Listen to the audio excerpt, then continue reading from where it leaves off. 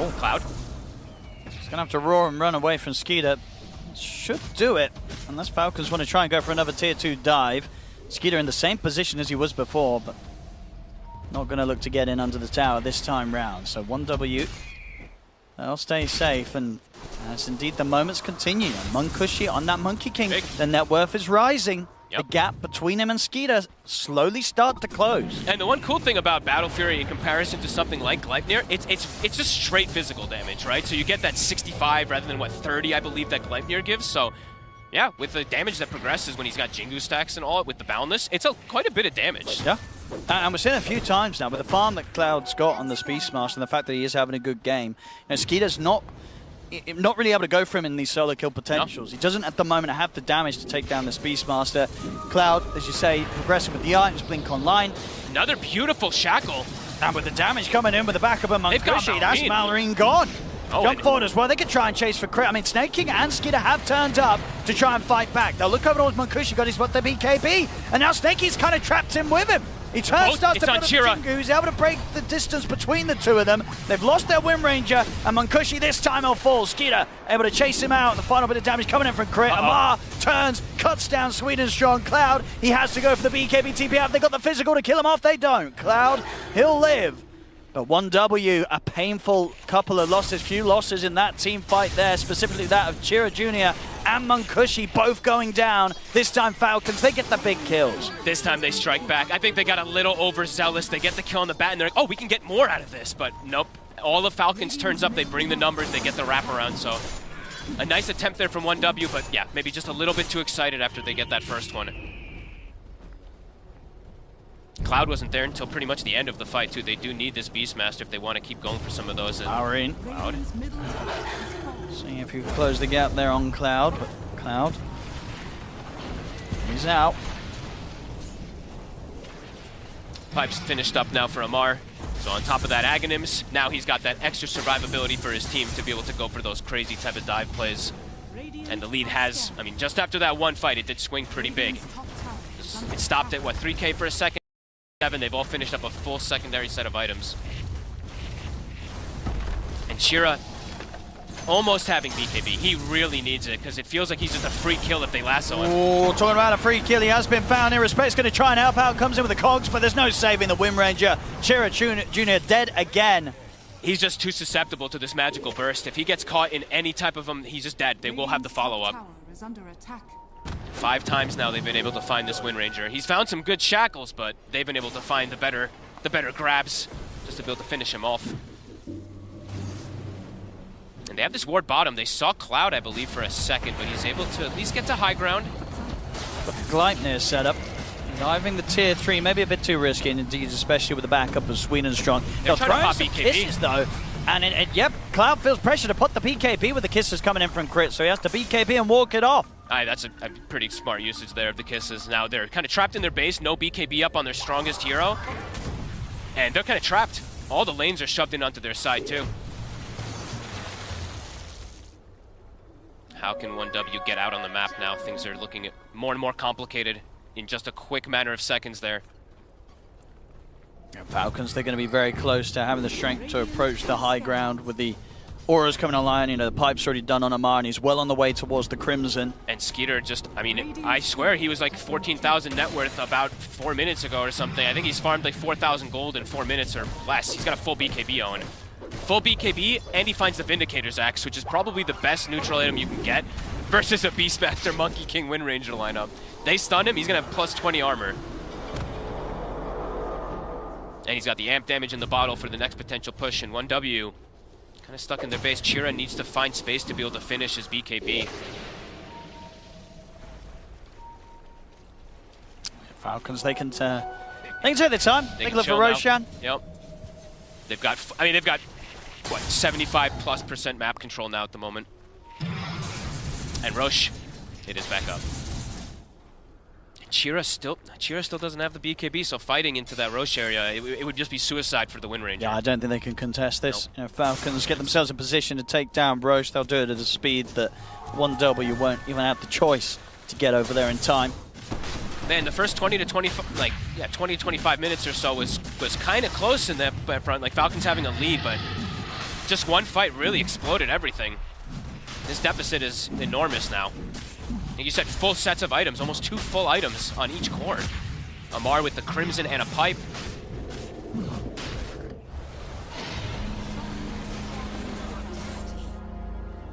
And the progression for 1W, it's completely stopped.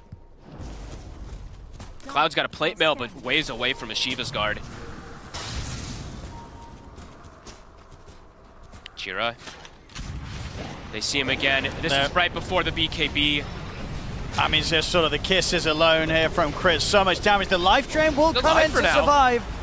Keep him alive, but the lasso's going to be there as they tear to the side. Munkushi, bring him away from the rest of his team. He's going to go for the BKB TP out. That will save him, but of course, in the midst of it all, Chira Jr. still goes down. Sweden Strong into the trees, tries for a TP out. They've got the X mark in time. Beautiful catch there from Amarr. I believe the vision was given to him by the play there from Snake King. And that means still they're getting the kill. Sure, they're not killing the Monkey King, but we're seeing 1W having to use the BKBs on their cores just to escape. It's high ground at this time. point in deep, when the push comes through, what do 1W do? I don't know how they defend these Raxes. I mean, they've got the glyph at the least, but look at Amarr. He's already planting the flag, going past the towers. Level 20 hit on top of all these auras. No BKB on Wind Ranger. I don't know if he's even going to get to finish it before this one looks to close out, but Falcons, it looks like they have. Looks like they've done at least the majority of it to take this game. Yeah, they can take a lot down. There's no real reason for them to. I think they can stay. Need to back off anytime soon with the strength that they have. Yep. They've Everything. got the wave. It's another set here. They've got everyone back up 1W. I'm watching you, Amarr. Be careful what you're drawing with that X. Wait, what was he drawing? I don't know, but I was a little worried for a second.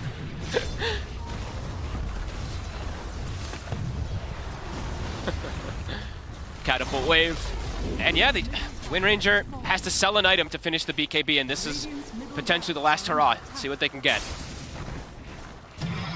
The long wraparound. I mean, I guess you got to go on Snake King, right? Have to stop him from Snowball. Exactly. The Snowball's just going to save anyone else. But the boat and the Crimson and the pipe, I mean, at this point. Oh, that's not one way to do it. Oh, no. Well, let's pretend we didn't hear that hook shot happened. But that was not the way to try and start the final fight, potentially of the game. Never mind, they still have a chance here with the Wukong's command laid down. No, they don't. He got pushed out of it. So the Wukong's command gets put to a stop. They've got the shackle on a Snake King. He's pretty tanky. They're taking 0 damage. Being kicked out by Amarr. I mean, they're just not doing anything at all. They're not doing anything. They've just got to run. They're getting picked apart one by one. It's all too much here for 1W at this point. Falcons, they'll kill off the 4 of them, respect the last one left alive. GG. He'll live alive long enough to call GG. This one's over. Falcons taking game 1, Fog. Yeah, like I said, first 20-25 minutes was pretty decent, I would say. I mean, they went for Focus Fire on the Wind Ranger, which I think also slows down his momentum and his growth overall. You could see that Chira's farm was pretty stagnated, I feel like, and he was desperate to find kills to be able to get that farm going, which he did get some cool shackles, but this game exploded very quick. 20-25 minutes decently close, one team fight that goes poorly, game's kind of over. It certainly felt like that. That was a tough one. But you've got to imagine, looking back on this, one of the reasons why this did play out to be a bit of a struggle was, I feel, because of the draft, right? Yes. The hand got forced 1W into a way where they had to make these changes. They had to do this adaptation of putting the Wind Ranger in the mid. Maybe indeed the Beastmaster was not their ideal choice of heroes, even though Cloud, for the most part, had a pretty good early to mid game. They were forced into a tough spot. Yeah, I think like opening up with these 2 heroes that are cores, then you pick these 2 supports which aren't the most potent, especially not the Pugna in a way. You kind of revealed so much of your hand early, so I think Falcons, they knew how to play around it, and we saw, especially as the game progressed, they knew exactly how to play around it. They did. Falcons looking excellent as always as they'll get this first win against 1W. In very convincing fashion as well. And this was game 1 of a best-of-3 elimination series. It's the second time today we're seeing 1W. They earlier were able to take out Team 0. And if they want to have a chance of moving further, they do have to eliminate Falcons here, which I know is a tough ask, especially after seeing that game 1. Whew, yeah, no, there's going to be a big bounce back required for 1W to, muscle up against a team like Team Falcons. And in this game, you got to give props like Skidder on the Weaver. He leaves his top lane, he occupies the bottom side of the map very early on, he keeps just applying pressure. And that was also kind of the theme of everyone on Team Falcons. Oh, look, we're starting the highlight. Guess who's diving to tier 2? I think this was, of course, we're kind of 20 minutes deep and it kind of feels like good. But before this highlight as well, it just kept happening and over again. So yeah, 1W, maybe you could say a little bit too much reliance on items to play this game, and you can't do that against this pace.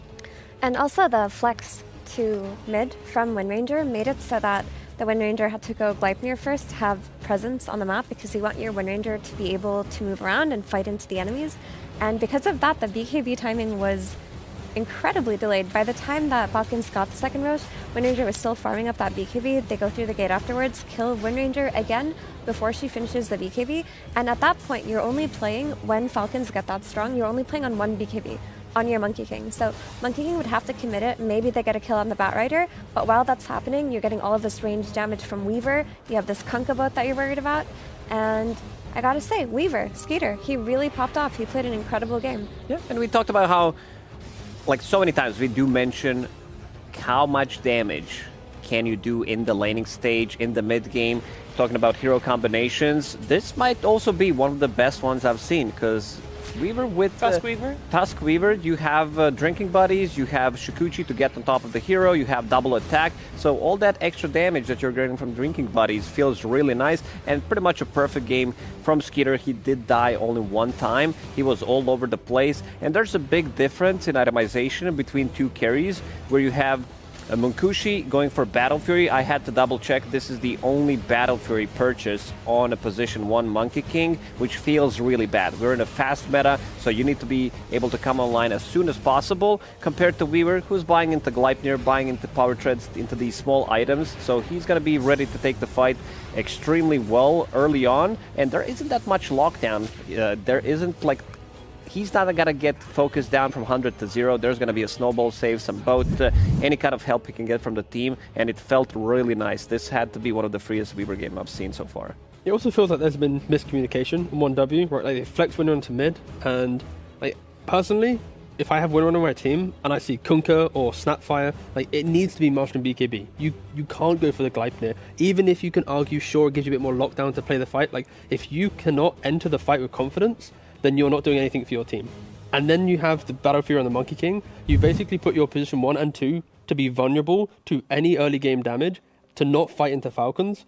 And it's like, I don't think they were ready for this type of flex, because I think if this is Windranger and carry, he's going for a BKB. In the mid lane, his mindset's completely different, because like, I need to find kills, I need to be active. It's like, maybe the BKB on Windranger with a slightly more aggressive build from Monkey would have changed everything, but during the game to call for that takes a lot of discipline, and I just don't think they had it in this game. No, I kind of also feel like at some point later on, it felt like Shira Jr., if he was just struggling a lot, he was found a lot by Falcons.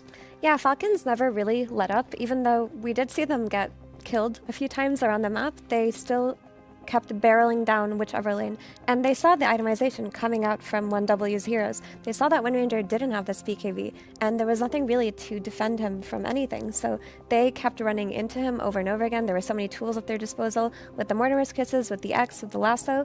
It was not a safe game for Windranger to step up. And again, we talk about the BKB, but you're going to regret not making it in a game like that, because it made it so that you were unable to fight.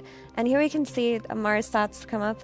I mean, Kunkka as a hero, look at this itemization. The Crimson Guard, the Pipe, the Mech, the Ags. Even when you think you have some signs of life because your Beastmaster gets such an early Ags, you have this offlaner who's building so much damage mitigation, never making that Beastmaster Ags a threat. Yeah, and a cool thing, at least for Amar, you have multiple options for your facet. Collapse and most other offlaners want to go for Grog Blossom, which gives you the run buff on your X mark. But he's going for High Tide, because he's in a lane where he can utilize the cooldown reduction against the melee heroes, able to apply that pressure to keep, whittling down his opponent. But I'm pretty sure if the matchup was different, then he goes for another facet. And that is kind of the beauty of what facets are. Like Amar, he thinks about it, he's changing it up based on his lane. And again, maybe in the future, all heroes will have the ability to choose other facets and not just only pick one. But yeah. Lanes are so important. Like, this was the big part of the bottom lane going well, but also top lane.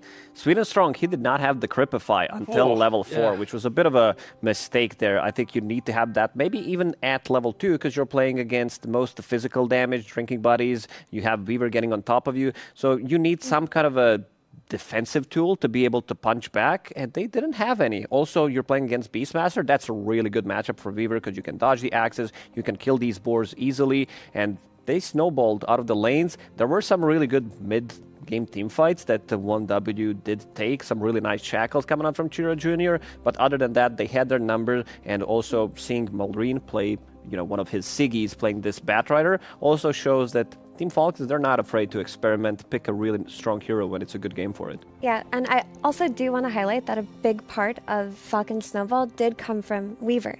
Like, after the laning stage, Weaver... after the laning stage... Continue. Please, Yeah. thank you. Okay.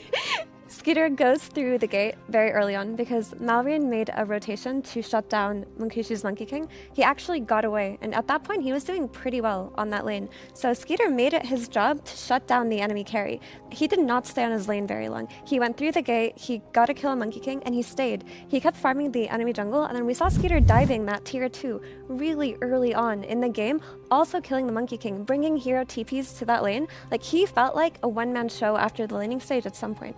Skeeter is the only player in Dota 2 that has his own facet. That's how good he is on this hero. He has Skeeter step. Just want to point that out. Very fair point. Have you been sitting on that one for a while? Yeah, first time when I saw it, I'm like, it's going to be a perfect time to say thanks to production, for bringing this up on screen. No, he did play great. His whole team played great. And it makes me wonder, we mentioned all these things that Falcons did well and that 1W was just basically one step behind in the draft as well as in items, as well as in gameplay. And it makes me wonder where they should focus T in game number 2 to have a better showing, because we said the only time that they could do well in the previous game was if they stretched out the game very long, which is a tough ask to do against a team of Falcons caliber.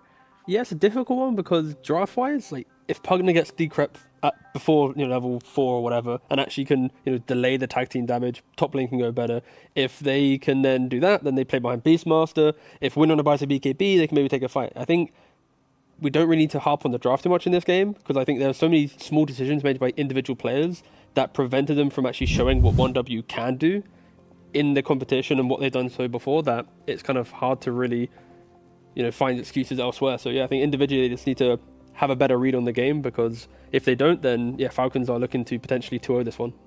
Ooh, Just play better is what T says, basically. Yeah, that's Yes, always correct, the case. But looking at top 3 offlane combos, I knew Kunkka Snapfire, we did mention it multiple times, is super strong, but the win rate is really up there. These 2 heroes, because you have a way of setting things up, you have quite a lot of damage, you have sustain in this lane, you have so much damage mitigation. You have Cookie with the shard, extra healing that comes out, and also Mirana. And I think that's only Cloud9. Okay, that must only be Cloud9.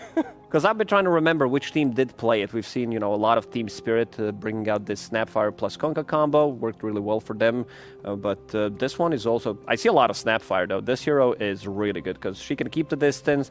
You can build pretty much anything that you want from position 4. And you're never going to lack damage with this hero, no matter what. Very true. You want to see some other combinations, Effie? I do. For example, some safe lane combos that have been doing really well at this international so far. It's not surprising to see the cat ladies with the treant there, surely. No, not at all. I mean, it's the standard high damage range DPS carry plus big strong melee position 5.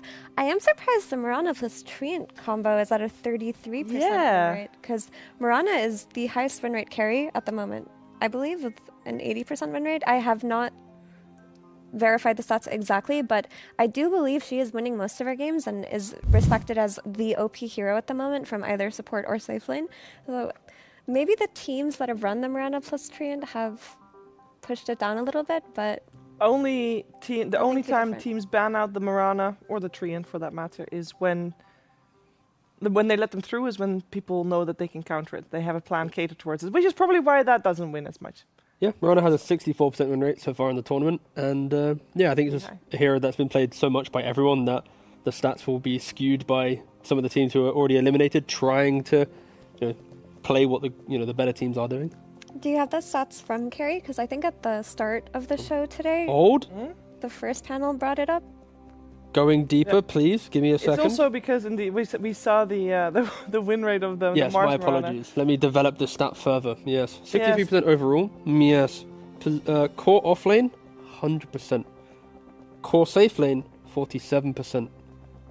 4 position, 80%. That's That's Saksa. where the 80%. So the Saxons But of the that's world are actually- inflating these Yes. stats a I little see. bit. There we go. Because she seemed to be the carry that comes online slightly later compared to some of these other carries like Luna and especially Windranger.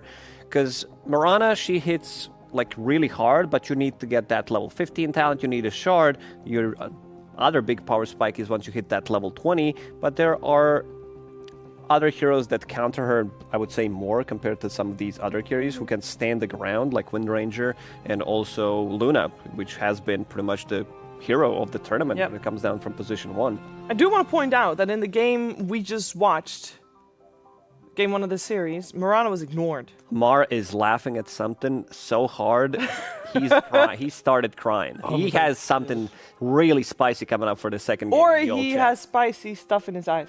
I hope not. Have you ever done that? Hope not either. Where you have like cooked food and then put it into your eyes? I think I did, but I thought I washed it off, and then you know you It have happens sometimes again. like you want to remove like you think you washed your hands, but you didn't do it well enough. I'm still pondering the stats that we talked about because I remember the first panel talking about Mirana's stats and I heard 80% and having it be played from 4, it has gone ignored. And there was a Kunkka in the last game and Falcons opted for the Weaver instead and they showed us why. It looked so good. It was played to perfection by a Skeeter, but teams have seemed to kind of look at Mirana as a finesse hero. I feel like she's a lot more individualistic for player styles than these Windrangers and Lunas that have been played for multiple months. Because Mirana has recently emerged as the hero of the tournament. So similarly to Sand King at Riyadh, who a lot of teams didn't play before Yeah. and started playing then, I think Mirana is also in that situation, which could be why her safe lane win rate is lower than you would expect. That being said, in Falcons, we got Snaking, Mirana, Crit, Mirana. They're both very strong.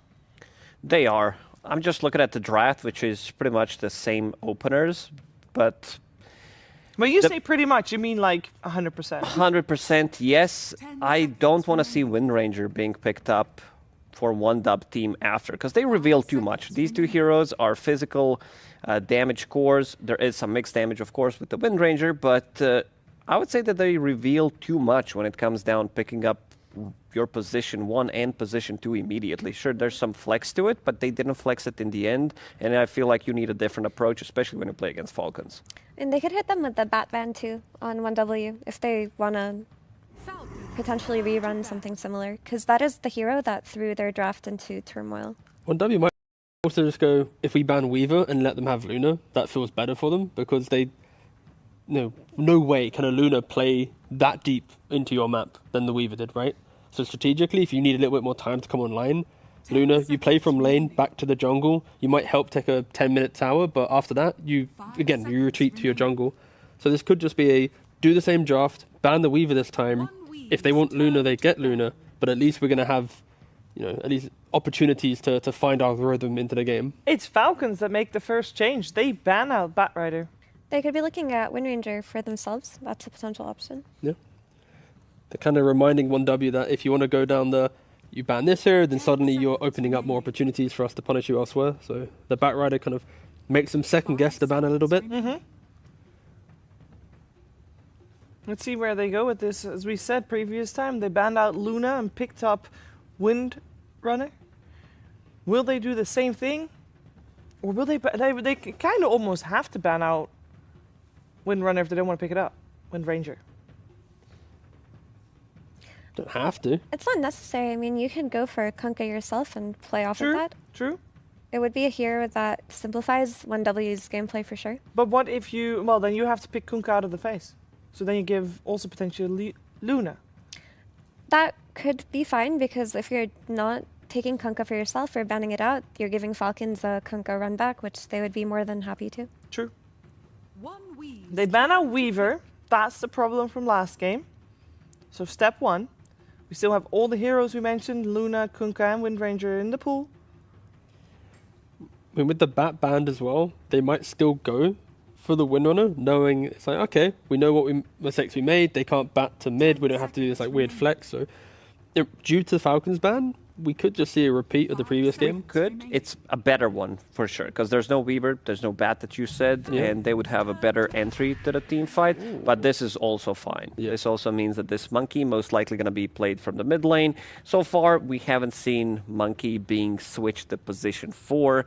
I don't remember seeing a game, because the value that you lose, I would say, is too much. And also the recent nerfs to his tree jumping, you receive any kind of damage nowadays, it's going to go on cooldown, so you're not going to be as effective as you were a patch ago. Fun fact. Skeeter hasn't played Wind Ranger at all this international. That's quite a Skidder thing to do, though. To enter a tournament, not to play the most popular hero of the tournament. We're going back to Nature's Prophet. Yeah. And his heroes have worked for him, though. That's the one thing about Falcons is it always seems like Skeeter's had a slightly different hero pool than all other carries. You know, running Weaver when it wasn't popular, running Wraith King consistently when it fell out of favor. Yeah, So, when he came into the scene, this guy was playing CK back in, I don't know when that was, 2016, 17, playing for Penta Esports, making the start of his career, playing CK when nobody else wanted to touch that hero, and that was one of his Siggies, still is to the day, because he really likes to play it, and he really plays it well. Yeah, Falcons here in this position.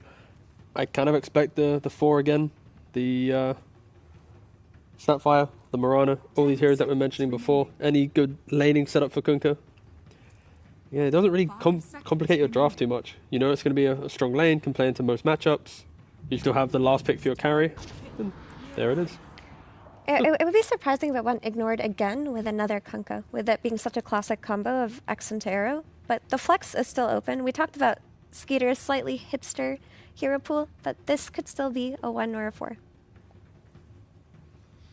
10 seconds remaining. Very true. It's something that 1W will have to speculate on as well, as they need some support for themselves.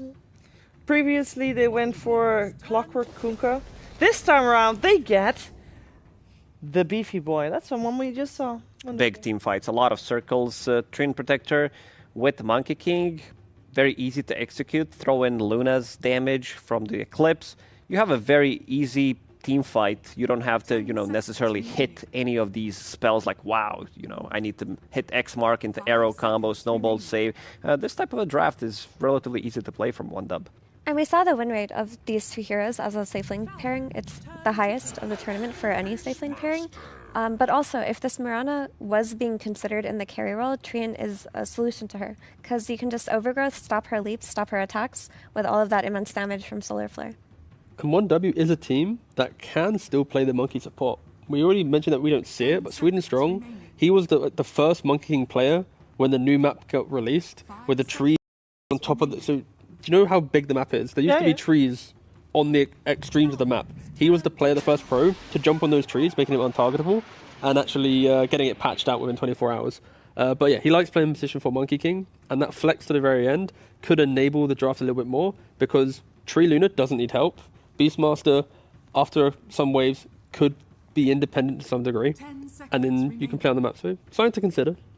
And we talked about the Skeeter hipster hero pool. Gyro was also one of the heroes that he was consistently playing, even without an IO, as part of the Falcons' identity. It has strong lane presence and a strong map presence early on, but this hero is not popular at all in this patch. We saw the stats come up just now on the screen. 1 pick this entire tournament. It didn't win. It's been banned 4 times. This hero is not considered very good, so it's not on the radar of many teams. But it's filthy right now due to drinking buddies. You thought Flak was annoying in lane? All you gotta do now is drinking buddies to your gyrocopter. He gets free damage, flaks. No more tag team on the hero. You can flak everything. Creep waves, neutrals, heroes. It's a very spooky lane. This does to a lane, especially if this Monkey is gonna be played from position 4. The team mentioned. I think you need to take an L and play this Monkey mid. Yes, you find have to, another position 4. Again, we're going back to Snapfire to break the comp. She's banned. Never mind. Some other position 4, because this lane, the way you play out this lane with Gyrocopter and Tusk, you shove out the wave. You have sentries on your Tusk, and then you have pretty much both pools open because you can't get close to this because damage is too high. Your boars, your hawks are not going to do anything. You're going to kill that off almost immediately. And not just that, because the lane is constantly pushed into Beastmaster's tower, that allows for early triangle access if Gyro wins this lane. Like, he is one of the carries that can walk into a stack, take it very quickly, and walk out with the help of his support +1.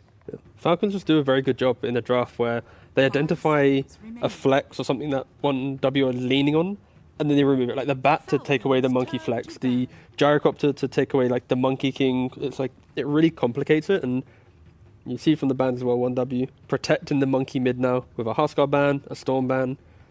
You might need some like casual Rubik thrown in here for 1W team. There are good spells to steal. X mark to break the enemy. X mark, snowball. Against Gyrocopter, it's not as good. Stuff from Mirana is okay-ish. I also like Jakiro. We haven't seen him that much, but it's a lot of, ranged poke for the Gyro. Lots of combo break with the Ice Path. Could potentially disrupt some X's, some snowballs.